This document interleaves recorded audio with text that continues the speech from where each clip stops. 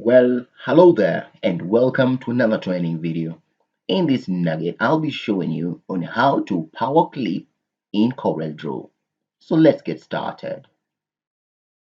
Well, a power clip feature is one of the best features in CorelDraw that allows you to put an object or a group of objects inside a container. These objects can be raster, vector, text, or a combination. The container can be a single vector object or a group of vectors or a text. It makes working with CorelDRAW a little bit easier when you're embedding or putting objects inside other objects. I'll pick a very quick example here. I'll navigate into my object section and I'll select the basic shapes, and in this aspect I will draw just a basic heart. Once that is sorted, I'll also navigate into my downloads folder and just bring an image that I'll use as reference. So what we'd like to do with this file is to have this image accurately come and fit within the boundaries of the object that we have already drawn. It is very possible if we use the different node section and edit closely to just make it fit in within, but it's a very long process. So using PowerClip helps us to just move this image and clip it within the boundaries of this object with just a single click.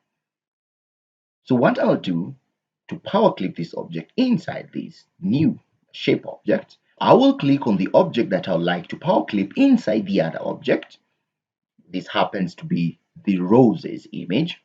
I'll then navigate into the object menu, click on the drop down, and on the different actions that are here, I'll select the PowerClip option.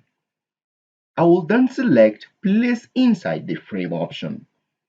Once I click, my pointer now turns into a directional arrow.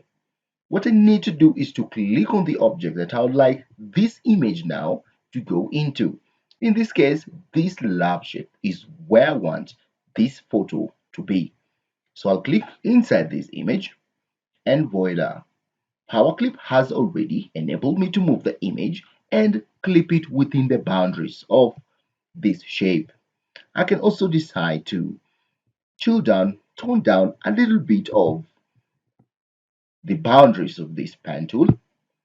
So say probably can have a hairline so that the boundaries are a little bit smaller, or maybe just chop them off altogether. There. So I have my shape that has all the flower images within the boundaries as expected.